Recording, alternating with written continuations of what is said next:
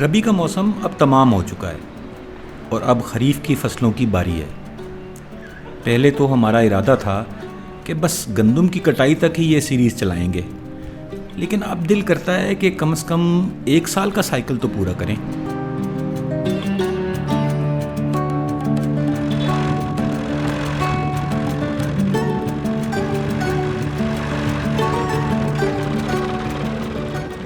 बारह 11 में अब किसान गंदम के खाली खेतों को अगली फसल के लिए तैयार कर रहे हैं। यहाँ अब मक्की का राज है। आलू और रबी की दूसरी फसलों की जगह पहले ही मक्की लग चुकी है और अब गंदम के खाली खेतों में भी ज़्यादातर यही काश्त हो रही है।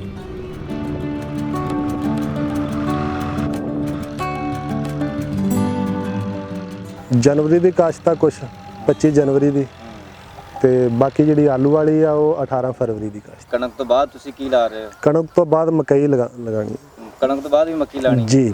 ਮਕਈ ਦਾ ਪੈਦਾਵਾਰ ਵੀ ਠੀਕ ਰਹਿੰਦੀ ਆ। ਪਿਛਲੇ ਸਾਲ ਜਿਹੜੀ ਸਰਦੀ ਵਾਲੀ ਗੰਦਮ ਤੋਂ ਬਾਅਦ ਲਗਾਈ ਉਹਦਾ ਸਾਨੂੰ 1200 ਤੋਂ ਲਾ ਕੇ 1300 तक रेट मिला। यहाँ आप जिस गांव में भी जाएं, किसी न किसी किस्म की मक्की की फसल आपको ज़रूर मिलेगी। ये ओमनी प्रेजेंट फसल है। ये हमारे रिवायती रबी खरीफ के पैटर्न को बिल्कुल खातिर में नहीं लाती। एक खेत में आप इसे साल में 3 बार भी काश्त कर सकते हैं। कोई वैरायटी 90 दिन में तैयार हो जाती है, कोई 110 दिन ले लेती है और कोई 120।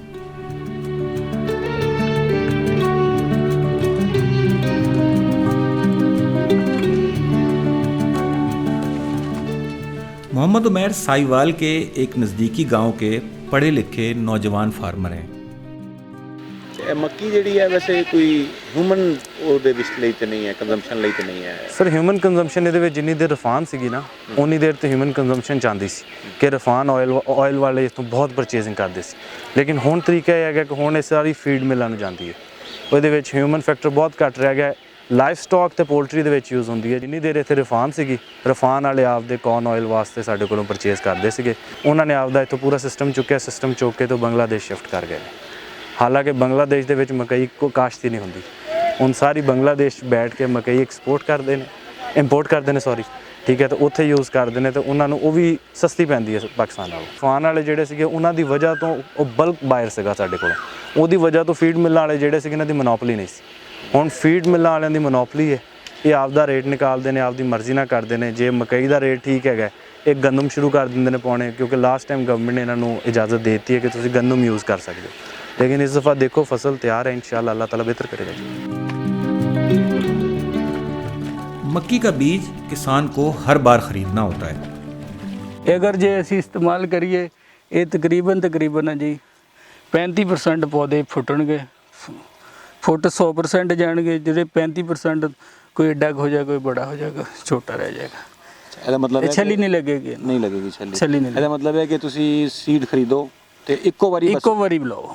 ਅੱਛਾ, ਕਿਸਾਨ ਆਪ ਸੀਡ ਨਹੀਂ ਬਣਾ ਸਕਦਾ? नहीं बना सकता। ਤੇ ਕੁਝ ਚੌਲਾਂ ਦੇ ਵਿੱਚ ਵੀ ਕੁਝ ਵੈਰਾਈਟੀਆਂ ਇਹੋ ਜਿਹੀਆਂ ਆ ਗਈਆਂ ਨੇ ਜਿਹੜੀ ਦੁਬਾਰਾ ਨਹੀਂ ਹੋ ਸਕਦੀਆਂ। हले तक है जी ज़मींदार को कोई ऐसा चावल नहीं पहुंचा, लेकिन उम्मीद आके भेज देंगे। चावल की फसल 12-11 में कुछ ज़्यादा पॉपुलर नहीं, लेकिन साहिवाल के इस गांव में हमें ये शफीक भट्ट साहब मिल गए जो अपनी ज़मीन पर चावल की पनीरी की बुआई में मसरूफ़ हैं। ਅੱਛਾ, ਤੁਸੀਂ ਕਿਹੜਾ ਚੌਲ ਲਾ ਰਹੇ ਹੋ ਇੱਥੇ? ऐसी किसान बनस्पति ला रहे। ਅੱਛਾ, ਬਾਸਮਤੀ ਲਾ ਰਹੇ। बासमती ਚੌਲ ਹੋਰ ਕਿਹੜੀ ਕਿਸਮ ਇਹ ਬਹੁਤ ਕਿਸਮ ਤੋਂ ਜੀ ਆ ਰਿਹਾ ਵਾ ਚਾਵਲ। ਇਹਦੇ ਚ ਇੰਨੀਆਂ ਕਿਸਮਾਂ ਵਾ ਕਿ ਜਿਹੜਾ ਇਹਨੂੰ ਖਾਂਦਾ ਵਾ ਉਹਨੂੰ ਖੁਦ ਨੂੰ ਨਹੀਂ ਪਤਾ ਲੱਗਦਾ। ਮੈਂ ਲੈ ਕੇ ਆਇਆ ਤੇ ਮੈਨੂੰ ਦਿੱਤਾ ਕੀ ਉਹਨਾਂ ਨੇ। ਇਹ ਜਿਹੜਾ ਇਹ ਹੈ ਇਹ ਕਿਸਾਨ ਦੇ ਨਾਮ ਤੋਂ ਇਹ ਖੁਸ਼ਬੂਦਾਰ ਚਾਵਲ ਆ। ਇਹ ਪਕਾਉਣ 'ਚ ਵੀ ਬਹੁਤ ਅੱਛਾ ਔਰ ਜ਼ਿਮੀਂਦਾਰ ਨੂੰ ਇਹਦੇ ਵਿੱਚ बहुत सारा फ़ायदा मिलता। चावल के बीज पहले अलहदा प्लाटों में बोए जाते हैं और जब इनका पौधा लगभग 1 माह का हो जाता है तो इन्हें असल खेत में शिफ्ट किया जाता है। ये काफ़ी मुशक्क़त का काम है। ये बेसिक बीज तो जो पहली बारी तैयार होया जी, ਜਿਹੜਾ इंपोर्ट होके चावल आंदा ना जी, ਉਹਦੇ जो पहली बारी तैयार होया। अच्छा, ਤੇ ਇਹ ਜਦੋਂ ਫਸਲ ਹੋ ਜਾਏਗੀ ਇਸ ਚੌਲ ਦੀ ਤੇ ਉਹ ਫਿਰ ਦੁਬਾਰਾ ਉਹਦੇ ਚੋਂ ਬੀਜ ਬਣ ਜਾਏਗਾ। ਦੁਬਾਰਾ ਬੀਜ ਬਣ ਜਾਏਗਾ ਇਹਦੇ 'ਚ। अच्छा अच्छा।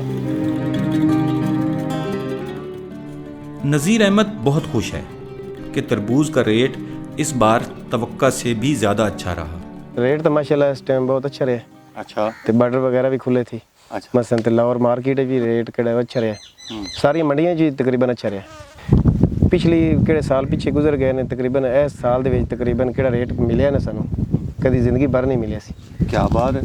ये सिर्फ बॉर्डर खुलण दी वजह तो ये रेट अच्छा रहा जी।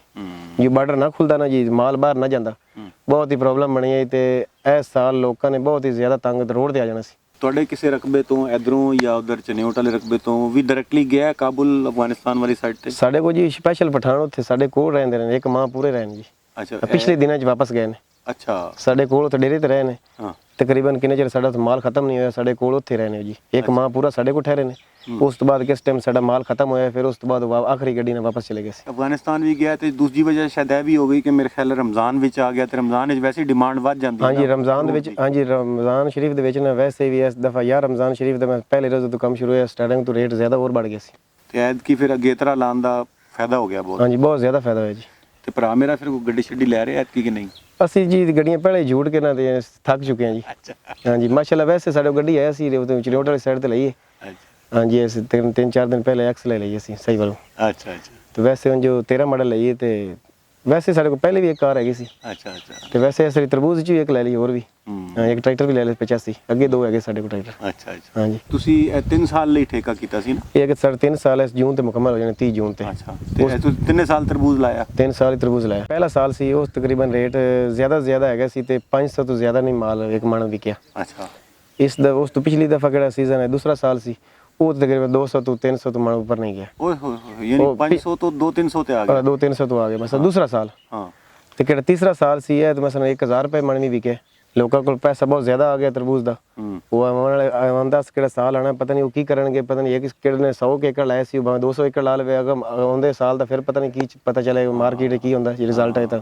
ਹਾਂ ਤੇ ਅਗਲੇ ਸਾਲ ਫਿਰ ਬਹੁਤ ਆ ਜਾਏਗਾ ਤਰਬੂਜ। ਸਾਫ ਜ਼ਾਹਿਰ ਹੈ ਜੀ ਲੋਕਾਂ ਕੋਲ ਪੈਸਾ ਕਿੰਨਾ ਜ਼ਿਆਦਾ ਹੋ ਗਿਆ ਕੁਝ ਜ਼ਿਆਦਾ ਕਰਨਗੇ।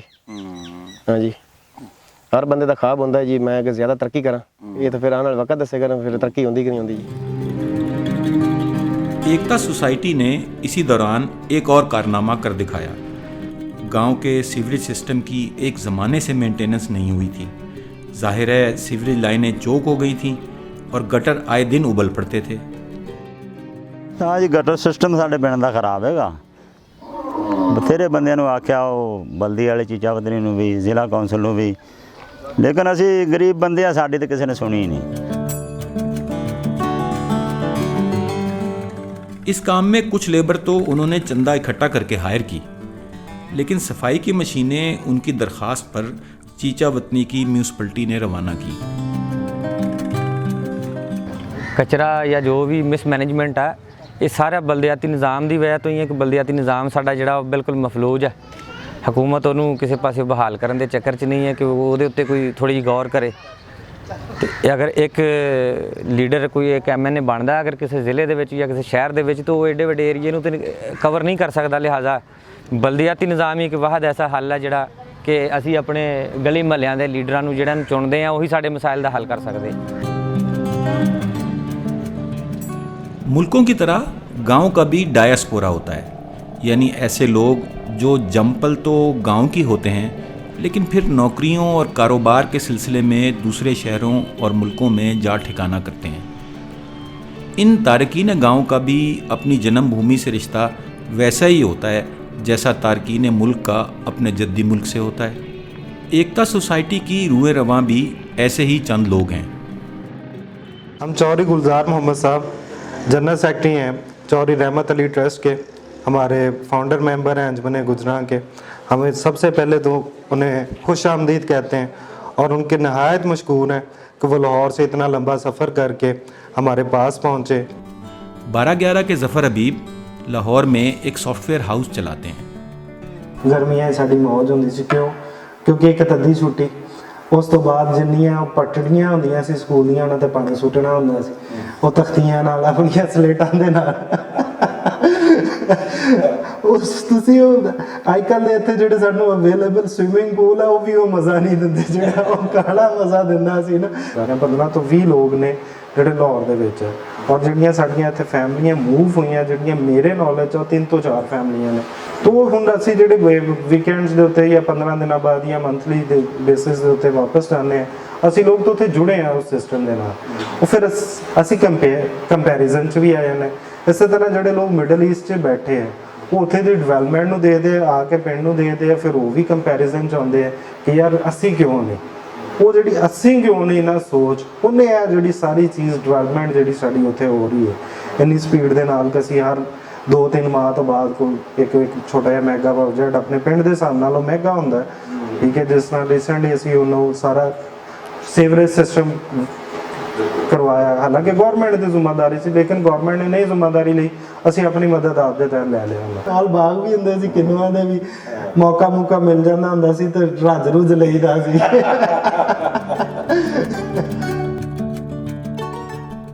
सलीम करीबी शहर चीचावतनी में फ्लेक्स प्रिंटिंग का कारोबार करते हैं। ये सब लोग ईद हमेशा गांव में ही मनाते हैं। हमने भी इस बार ईद अपने गांव यानी लाहौर की बजाय 12-11 में मनाने का फैसला किया। लेकिन कुदरत को कुछ और ही मंजूर था। इस तूड़ी के टाल पर हर तरफ नई नवेली तूड़ी के ढेर थे।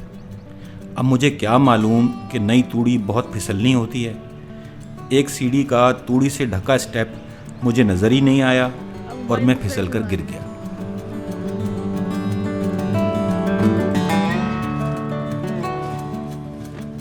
चांद रात को साहिवाल से हमारे दोस्त शफीक ने 1122 के फ़राइज़ अंजाम दिए।